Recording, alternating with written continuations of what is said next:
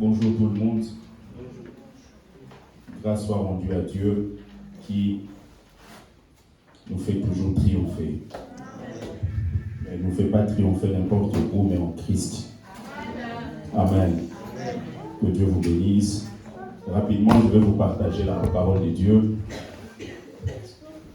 Et ensuite, on va prier. Je vais être très court.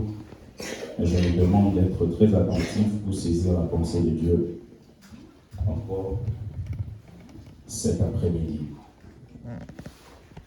Alors, nous pouvons prendre déjà de quoi noter. Le thème que je vais aborder avec vous aujourd'hui, je l'ai intitulé l'unité. L'unité.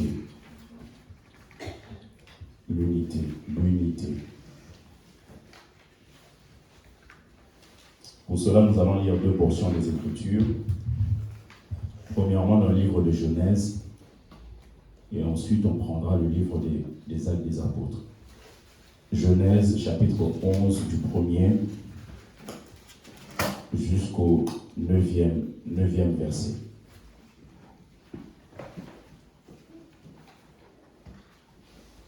Genèse, chapitre 11.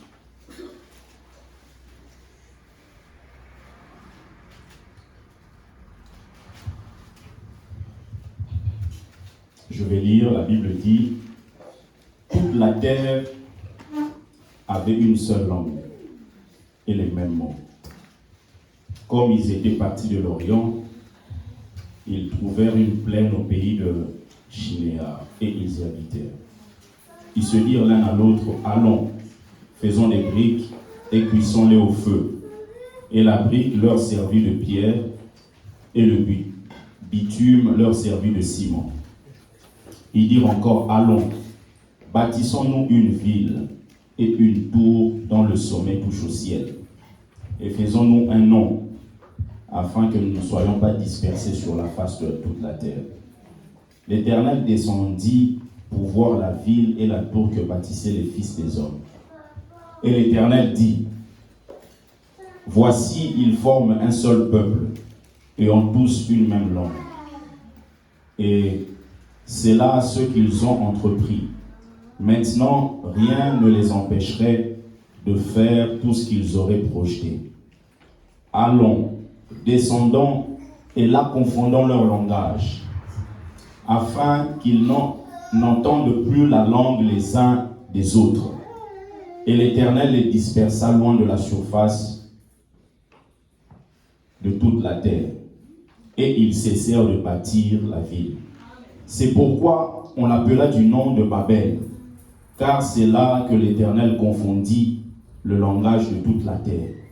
Et c'est de là que l'Éternel les dispersa sur la face de toute la terre. Amen. Amen. Prenons Actes des Apôtres, s'il vous plaît, chapitre 2.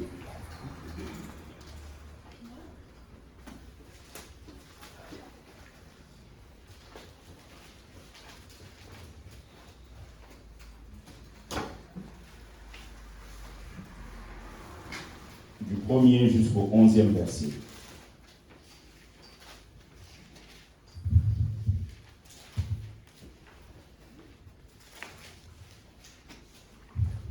La Bible dit, le jour de la Pentecôte, ils étaient tous ensemble dans le même lieu.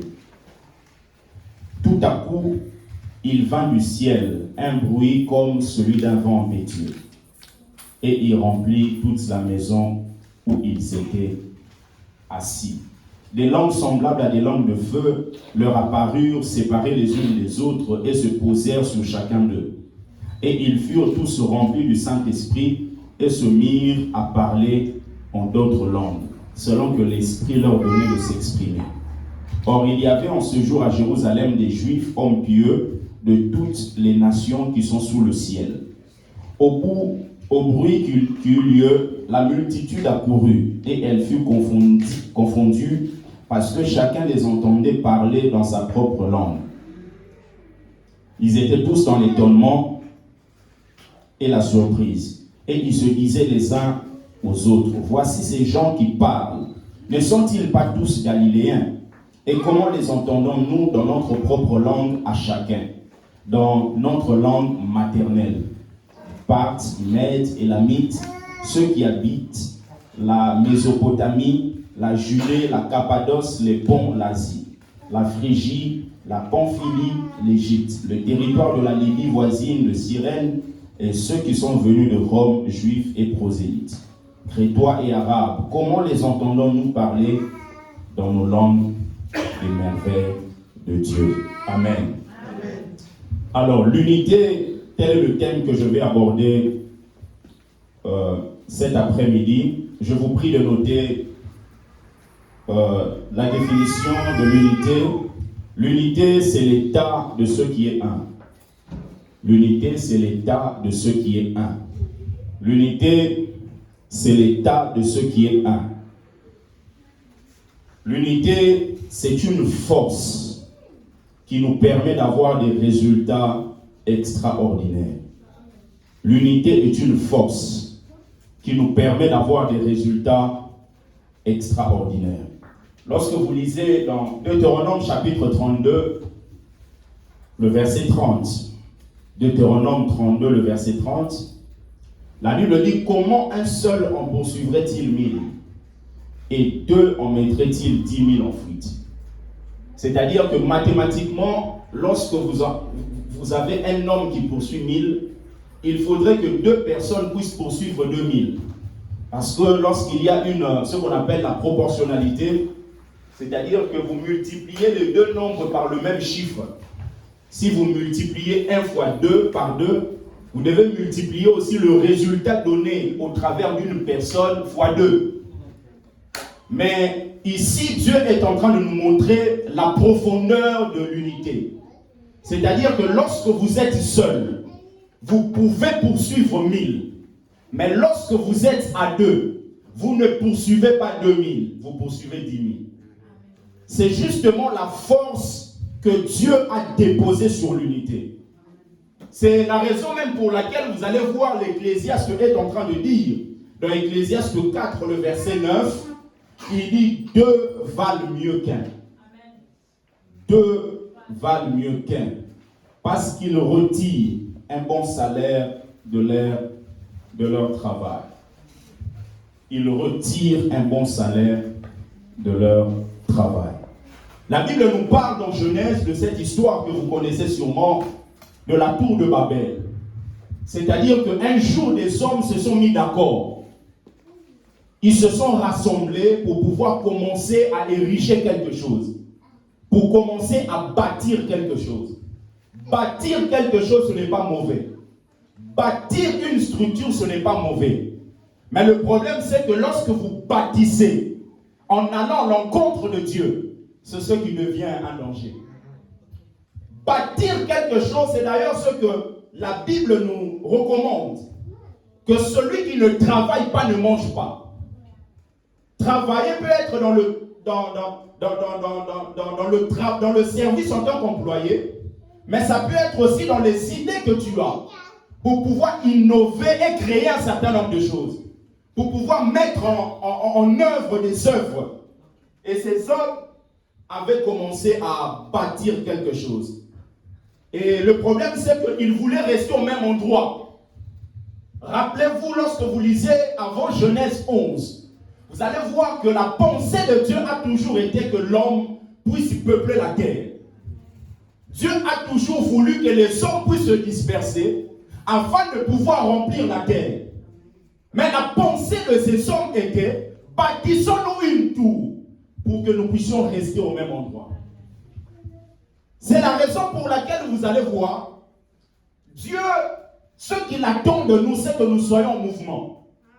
Mais plusieurs personnes sont tellement conscients de leur confort, ils veulent rester là. Des fois, nous voulons rester là parce qu'on se sent à l'aise.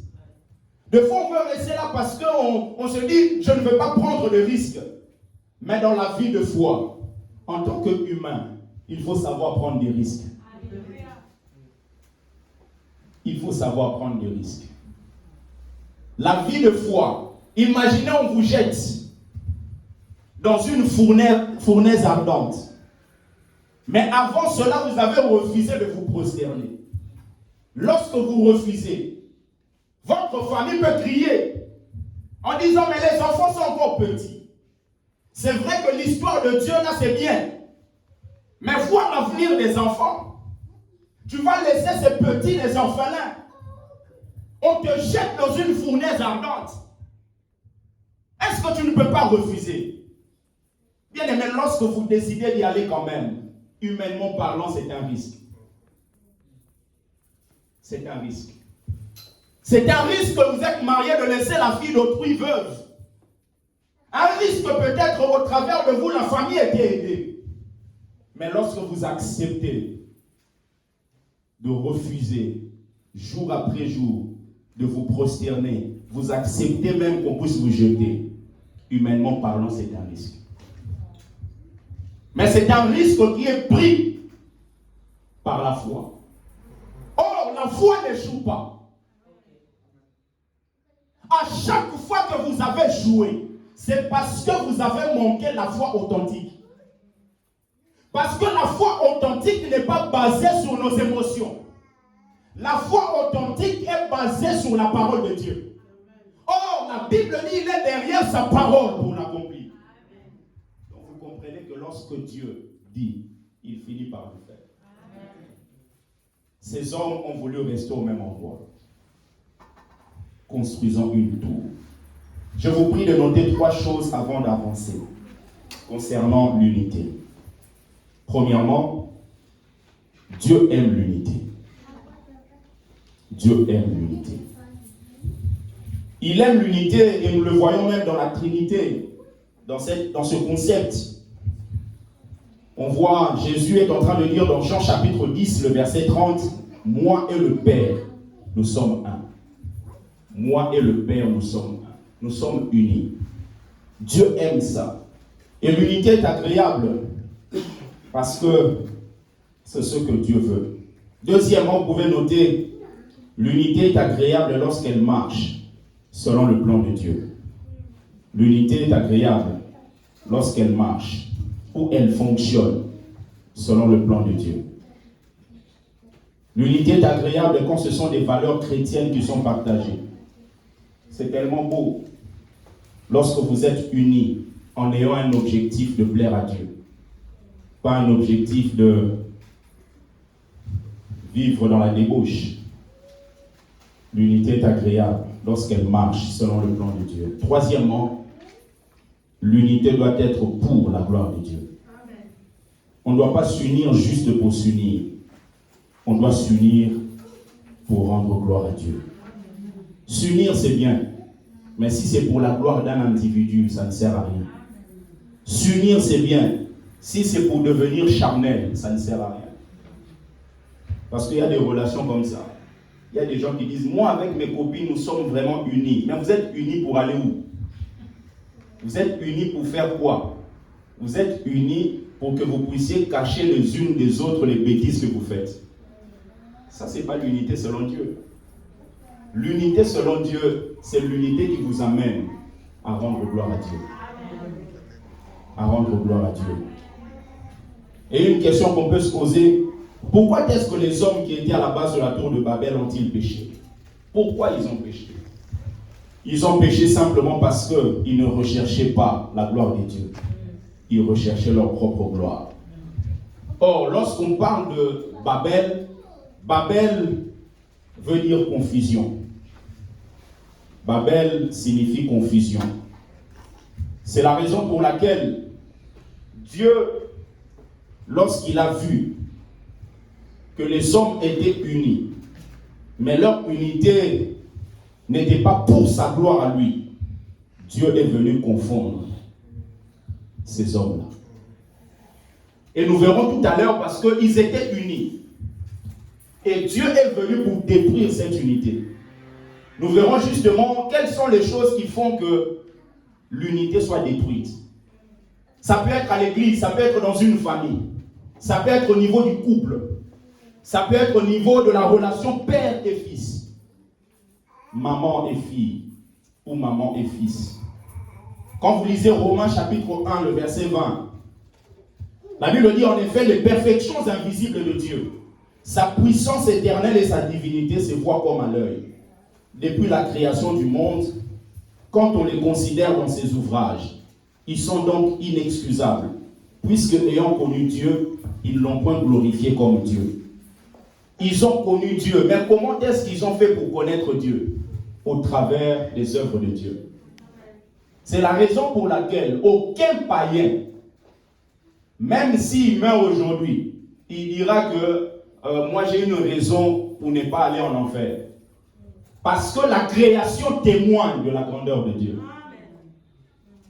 Il dit les perfections invisibles de Dieu se voient comme à l'œil quand on les considère dans ses ouvrages. Les ouvrages de Dieu, toi et moi, nous faisons aussi partie des ouvrages de Dieu.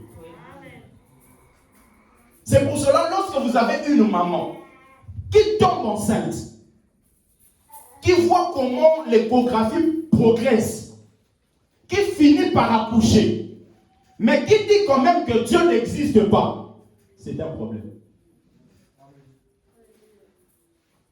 Parce que les perfections invisibles de Dieu se voient comme à l'œil.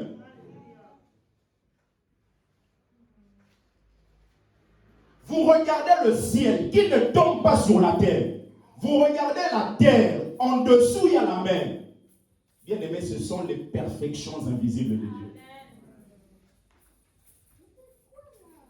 Je vous avais dit la fois passée, je crois que quelqu'un doit réentendre ça. Lorsque vous entrez dans une salle ou dans une maison qui est inachevée, vous voyez par exemple la table qui est cassée là-bas, vous voyez la chaise cassée là-bas, vous voyez un verre cassé là-bas. Quand vous arrivez, ça ne va pas vous dire grand-chose. Mais quand vous arrivez dans une maison inachevée, comme nous en avons plusieurs à Kinshasa, vous arrivez comme ça, vous voyez une table qui est dressée. Vous voyez une chaise bien positionnée. Vous voyez un bol de thé. Vous voyez un petit mouchoir. Bien aimé, quand vous arrivez dans une telle maison inachevée, en vous, il y a quelque chose qui va se passer.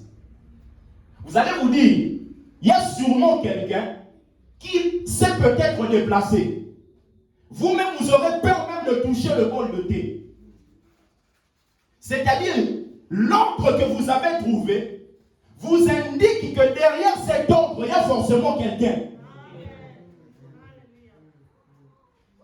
Personne ne peut entrer dans une telle maison inachevée et dire que c'est par hasard que ce bol est là. C'est par hasard que la chaise est positionnée là. Si on ne peut pas dire pour une chaise, si on ne peut pas dire pour un bol, comment les hommes dans ce monde arrivent à dire que la terre et le ciel sont le fruit d'un Big Bang? Comment se fait-il?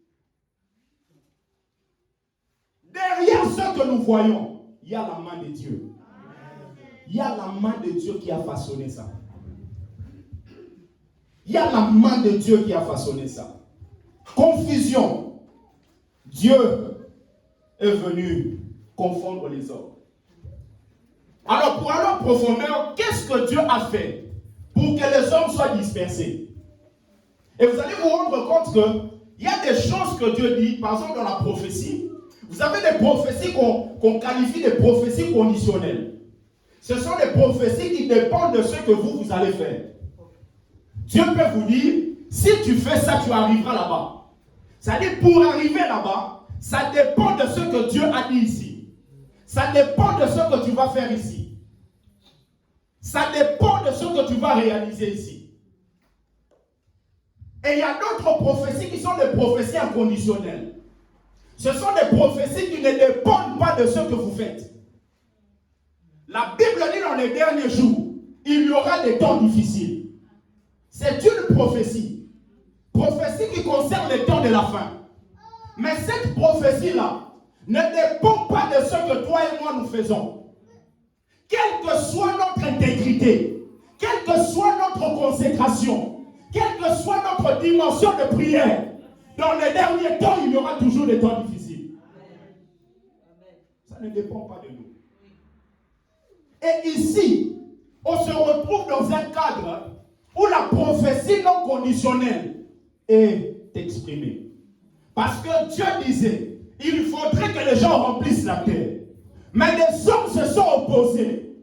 En s'opposant, comme c'est une prophétie qui ne dépend pas de ce que les hommes décident, Dieu a fini par disperser les hommes. Et en les dispersant, ce qu'il avait annoncé, c'est finalement réalisé.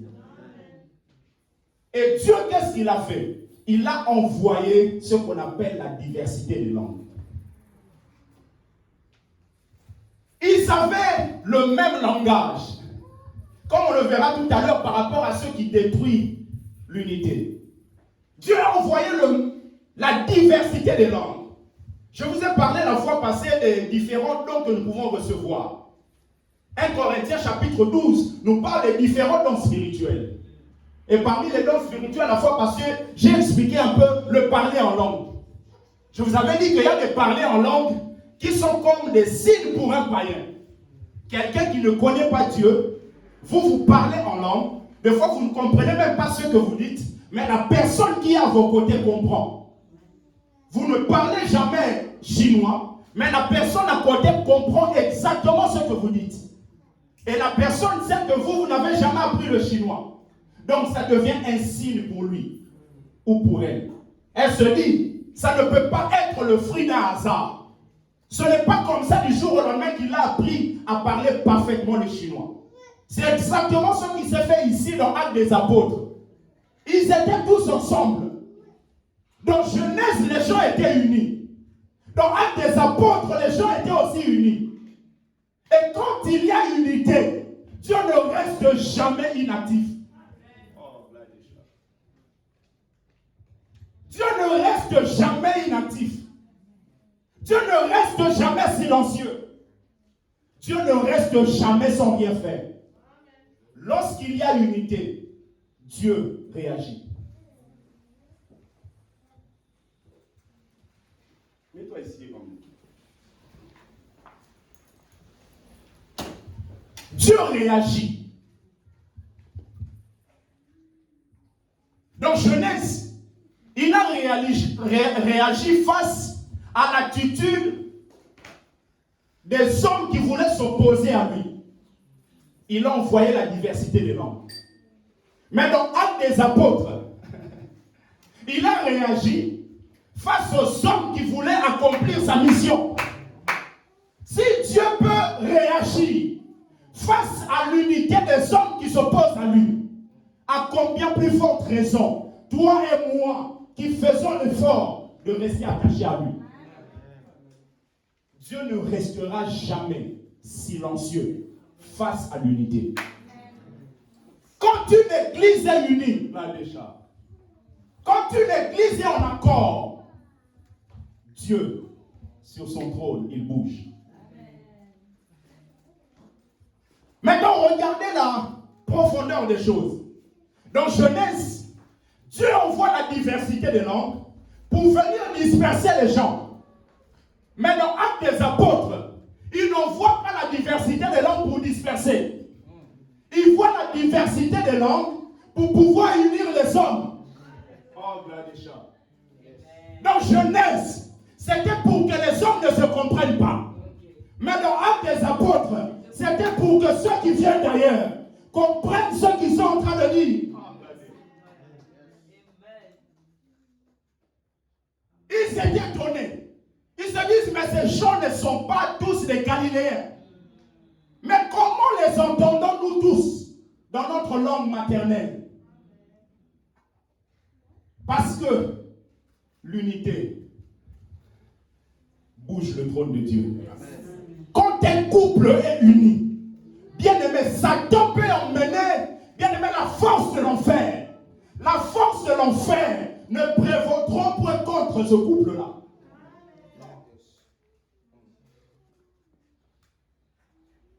Quand une famille est unie, bien aimé, Satan peut se battre comme il veut. Cette famille sera toujours victorieuse. sera toujours victorieuse. Dieu a envoyé la diversité des langues. Dieu n'était pas indifférent face aux accords des païens, des hommes, comme à combien plus forte raison pour nous. Car là où 2 ou 3 sont assemblés en mon nom, je suis au milieu d'eux. D'où on va se demander avant d'aller et clôturer, qu'est-ce qui détruit l'unité? Qu'est-ce qui détruit l'unité? Qu'est-ce qui détruit l'unité? Premièrement, vous pouvez noter ce qui détruit l'unité, c'est le fait de ne pas parler le même langage. C'est le fait de ne pas parler le même langage. Ne pas parler le même langage est une chose qui détruit l'unité. Dieu voulait détruire cette unité-là et a fait en sorte qu'ils ne parlent plus le même langage. Il dit, allons, descendons, et là, confondons leur langage, afin qu'ils n'entendent plus la langue les uns des autres. Dans le couple, dans une famille, dans une église, quand on n'a plus le même langage, bien aimé, c'est le désordre. C'est le désordre. Quand on n'a plus le même langage, c'est ce qui fait que quand l'enfant vient chez papa, papa lui dit d'aller au nord. Mais quand l'enfant se rend compte que ce n'est pas ce que je veux, revient chez maman, maman lui dit va au sud. Une forme de dichotomie, comme on dit en français. Division dans une famille. Pas d'unité. Pas d'unité. Le même langage. Quand vous lisez Philippiens chapitre 2, le verset 2, la Bible dit, rendez ma joie parfaite, ayant un même sentiment, un même amour, une même âme, une même pensée. Le langage, c'est le fruit de la pensée. Quand vous parlez, c'est parce que vous avez pensé. Et ici, la Bible dit, ayez la même pensée. Autrement dit, ayez le même langage.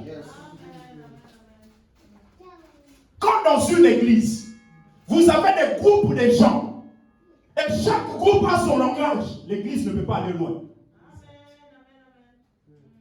C'est justement ce qui favorise même la rébellion. Parce que dans ce langage-là, prôné par le groupe, à un moment, il faudrait qu'il y ait la tête.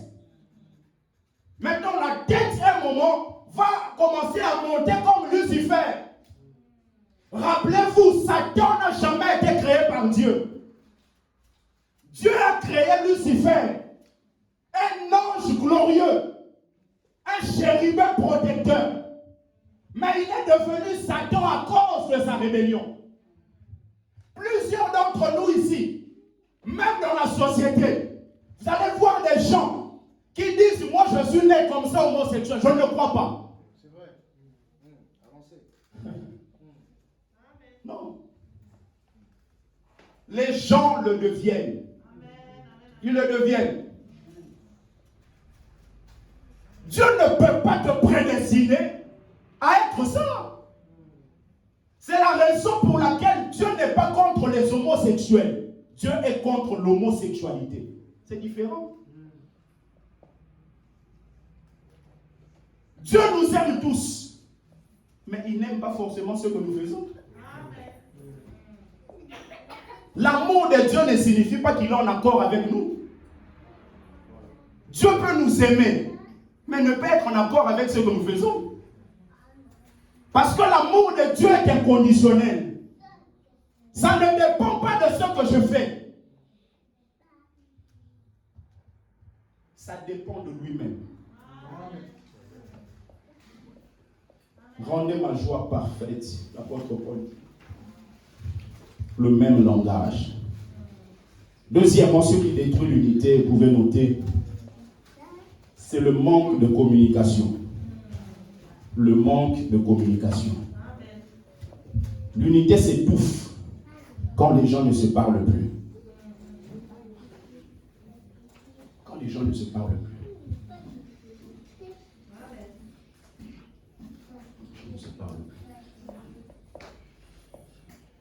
Quand ils ne se parlent plus, l'unité est étouffée. Parce que l'une des choses que le Saint-Esprit fait quand il remplit quelqu'un, c'est qu'il lui donne la capacité, la possibilité de parler aux autres. Quand on ne se parle plus là, la communication c'est très important. Ça maintient l'unité. Quand les enfants ne parlent plus au père, aux parents, les parents ne parlent plus aux enfants. Quand les membres de l'église ne parlent plus au pasteur, le pasteur ne parle plus aux membres de l'église, les responsables ne parlent plus aux autres des départements. Bien aimé, c'est le désordre. Chacun reste dans son coin et finalement, chacun prépare sa bombe dans le coin. Quand dans une famille, le mari ne parle plus à la femme, c'est-à-dire on voit même dans des fêtes, surtout les tontons congolais, c'est-à-dire qu'il peut être là avec sa femme, mais il passe son temps à regarder à gauche. Oh, mais ta femme est là devant toi. Il n'a rien à dire. Communication zéro. Les gens ne se parlent plus. Regardez la société, comment elle évolue. Avant, on s'asseyait pour manger ensemble. C'est vrai qu'on a nos emplois du temps. Mais les familles, les gens ne s'assoient plus. Les gens ne s'assoient plus. Les mamans commencent à préparer, laissent les casseroles là-bas. Oh, on s'en et pouf, tu prends, tu manges. Tu prends, tu manges. L'autre prend, va dans la chambre. L'autre prend. Des fois même dans la salle de bain, il va. Alléluia. Mais l'unité n'y est pas. Parce qu'il y a des petites choses comme ça qui font que la famille puisse rester soudée. On n'a plus ça. L'unité. Que le couple puisse communiquer ensemble. Genèse 11, le verset 3, la Bible dit, ils se dirent l'un à l'autre. Ces gens avaient une mauvaise pensée, mais ils pratiquaient l'unité. Ils se dirent l'un à l'autre, les uns et les autres. Ils se dirent l'un à l'autre. Ils se disent. Ils se sont parlé. Parce qu'ils avaient une œuvre très grande à effectuer. Troisièmement, ce qui détruit l'unité, c'est lorsque chacun poursuit son intérêt égoïste. C'est lorsque chacun poursuit son intérêt égoïste. Ils étaient unis. Pourquoi? Parce qu'ils avaient le même objectif. Ces gens-là, dans Genèse chapitre 11, avaient le même objectif. La Bible dit, ils voulaient se faire un nom. Mais pas d'une manière personnelle, d'une manière collégiale. Ils ont dit, faisons-nous un nom. Pas au nom, papa, toi que ton nom soit connu, moi que ton nom, moi que mon nom soit connu, toi aussi, et tout ça, non. D'une manière collégiale, faisons-nous un nom. C'est-à-dire que chacun de nous, son intérêt, c'est que ce nom-là puisse avancer. Quand chacun a son intérêt ou cherche son intérêt égoïste, mais la famille n'évolue pas. Quand vous avez dans un couple, la femme cherche à ce que sa famille devienne riche. L'homme cherche à ce que sa famille devienne riche. Mais vous aurez la guerre. L'autre va faire un western, la femme n'est pas au courant. La femme va faire un western, l'homme n'est pas au courant. Pourquoi? Parce que chacun poursuit son intérêt égoïste. Et j'ai vu même dans des familles, des fois vous allez voir la femme envoie en secret, ou l'homme envoie en secret, et ensuite l'autre conjoint réagit, dit non, ça fait longtemps. Ma belle-mère, ça fait longtemps je n'ai rien fait. Je lui envoie quelque chose. Donc ça devient deux fois. Ça dit que la femme a envoyé à sa mère, l'homme réagit pour envoyer aussi à sa belle-mère, et finalement la femme, quand elle va entendre que... Déjà, pourquoi? Il n'y a pas d'unité. Il n'y a pas d'unité. Quand les gens poursuivent leurs intérêts égoïstes, détruisent l'unité. Pour terminer, l'unité, oui, mais avec qui? Nous allons voir trois dimensions dans cette thématique de l'unité. Premièrement, l'unité avec Dieu. L'unité avec Dieu. Vous allez voir dans le symbole de la croix, vous avez la barre verticale et la barre horizontale. La barre verticale, ça montre la relation entre le divin et l'humain. Et vous avez la barre verticale et horizontale qui montre la relation entre les hommes, l'homme avec son prochain.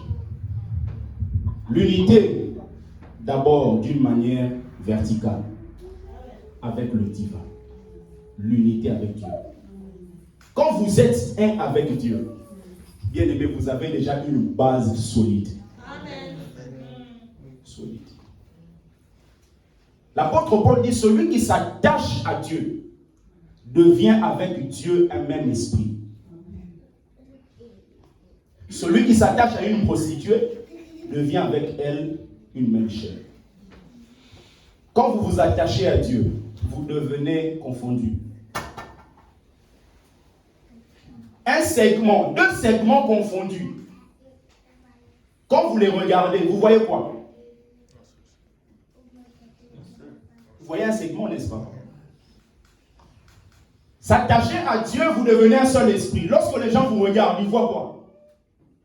Un seul esprit. Mais comme c'est Dieu qui est le plus fort, c'est lui qui domine. Les gens vous regardent le matin, le soir, à minuit, vous dormez. Les sorciers essayent, mais ils ne voient rien, ils voient Dieu. Ils voient Dieu. Vous êtes cachés en Christ et Christ est en Dieu. Et les Corinthiens, vous allez voir qu'ils avaient des pratiques bizarres. Ils croyaient à des choses étranges. Les Corinthiens se permettaient même d'aller voir des prostituées. Et vous savez, quand ils allaient, qu'est-ce qu'ils disaient? Ils disaient que non, mais on ne fait pas de mal. Parce que moi-même, je paye pour aller voir une prostituée. Vous voulez que je sois dans le péché comment? Ils ne voyaient pas de mal le fait de dépenser leur propre argent pour aller voir les prostituées. C'est pour ça que vous allez voir, quand vous lisez le livre de Corinthiens, à plusieurs reprises, l'apôtre Paul utilise une formule en disant « Ne savez-vous pas? Ne savez-vous pas que vos corps sont les temples du Saint-Esprit? Ne savez-vous pas que vous appartenez à Dieu ?» Plusieurs reprises comme ça, plus de 7 fois. Quand vous dites à quelqu'un « Ne savez-vous pas », cela veut dire que la personne est encore immature. C'est pour cela, dans 1 Corinthiens 3, l'apôtre Paul est en train de rappeler à ces hommes combien ils sont encore des bébés. Ce sont des bébés qu'on rappelle jour après jour les mêmes choses. Pipi à l'intérieur. Ça, c'est ma phrase avec Lucas. Pipi où? À l'intérieur. Pipi où? À l'intérieur. Pipi où? Ça, c'est un bébé. Si je dis la même chose à Eliezer, c'est qu'il y a un problème. Eliezer, pipi où? Mais il y a un problème. Donc la maturité fait en sorte que certaines choses ne soient plus jamais dites. Il dit, ne savez-vous pas? Ne savez-vous pas? C'est-à-dire que votre corps ne vous appartient plus. Ça appartient à Dieu. Parce que c'est le temple du Saint-Esprit. C'est la raison pour laquelle même notre nourriture doit être bien choisie. Oui. Qui peut acheter une voiture qui coûte des milliards et mettre n'importe quel carburant? Qui? Tout à l'heure, un homme m'expliquait, me disait, pasteur, vous savez, quand vous regardez le carburant de Toyota ou d'Intermarché, ce n'est pas la même qualité. Il m'a dit, ma voiture, quand je l'ai achetée neuve, je n'acceptais jamais de mettre le carburant de Intermarché. Pourquoi? Parce qu'il réalise la qualité de sa voiture. Il dit, je ne peux pas mettre n'importe quoi. Notre corps, nous ne pouvons mettre n'importe quoi. Or, la voiture peut être changée, mais vous n'avez pas de corps. Non. Vous n'avez pas de corps. Le corps est le temple du Saint-Esprit. Les Corinthiens s'est trompés en disant, je me livre en payant les prostituées. Ce n'est pas un problème. Et ce que Dieu veut que nous comprenions, que lorsque nous sommes à lui, nos corps ne nous appartiennent plus. Amen. Amen. Deuxièmement, l'unité avec qui? L'unité en nous. L'unité en nous, avec nous-mêmes. Vous allez réaliser que certaines choses, vous pouvez les communiquer aux autres simplement parce que vous manifestez déjà vous-même. Amen. Aimer les autres comme tu t'aimes toi-même. Amen. Celui qui ne s'aime pas aura du mal à donner l'amour.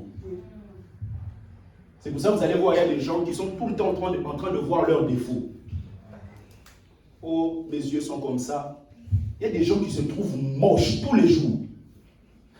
Oui. C'est-à-dire qu'il va prendre vraiment sa photo et il regarde comme ça. Seigneur, pourquoi? Pourquoi?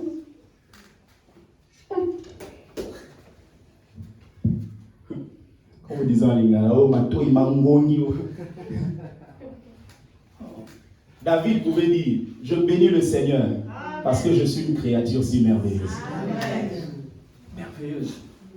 Dieu ne fait pas d'erreur. Vous savez, il y a des gens, ceux qui font leur beauté là, ce sont leurs oreilles comme ça. Mais je vous dis. Oh. Je sais. Il y a des gens qui ont des grosses têtes comme nous là. Quelqu'un peut dire, pasteur, tu as une grosse tête, mais ça y a oh. Oh, il est court, mais il te dépasse en court. Il est grand, il te dépasse en grandeur. Chacun dépasse chacun. D'ailleurs, cette beauté-là, c'est relative. Quelqu'un peut te trouver beau, mais l'autre non. Mais le problème, c'est que ce qui compte, ce n'est pas la vie des gens. Au moment où Dieu m'a approuvé, c'est ce qui compte. Oui. Il y a des gens qui se trouvent toujours faibles, qui se trouvent toujours moins intelligents, qui sont toujours impressionnés quand ils voient les autres. Ça peut même entrer dans le ministère. Il voit quelque part, il voit quelqu'un prêcher, il dit, hey, Seigneur, moi je lis le Coran ou la Bible. Pourquoi tu es impressionné? Dieu t'emmènera comme il a voulu. Amen. Quelqu'un peut dire Amen. Amen. Avec nous-mêmes, s'accepter. Accepte toi-même. Il dit, je te loue de ce que je suis une créature si merveilleuse. Tes œuvres sont admirables. Être en accord avec soi-même. C'est le point fondamental, bien aimé. Jacques est en train de parler de quelqu'un qui doute. Dans Jacques chapitre 1er à partir du verset 5. Et au verset 8, il dit, celui qui doute là, c'est un homme irrésolu. Or, le mot irrésolu en grec signifie division profonde à l'intérieur d'une personne. Jacques 1er, le verset 8. Il dit, c'est un homme irrésolu, inconstant dans toutes ses voies. C'est une division profonde à l'intérieur d'une personne. Vous êtes irrésolu, cela veut dire que ce n'est pas clair en vous. Vous êtes départagé. C'est pour ça que la Bible insiste sur le fait que nous devons aimer Dieu de tout notre cœur. Tout. Que nous ne soyons pas départagés. Tout. Vous allez voir dans la vie de Salomon. Salomon, lorsqu'il a commencé à chavirer, c'est lorsque tout son cœur n'était plus attaché à Dieu. La Bible dit qu'il est parti voir les femmes étrangères. Et à partir de là, son cœur tout entier n'était plus attaché à Dieu. Donc, ce que Dieu veut, ce n'est pas une partie, mais la totalité. Amen. La totalité. Donc, avec vous-même. Avec vous-même. Et troisièmement, pour terminer, l'unité avec les autres. L'unité avec les autres. Au niveau de l'Église locale, mais aussi plus générale au niveau du corps de Christ. C'est justement la barre horizontale qui montre la réconciliation entre les hommes. Jésus n'est pas venu juste pour que nous soyons réconciliés avec Dieu. C'est pour que nous soyons aussi réconciliés avec nos prochains. Réconciliés avec nos prochains.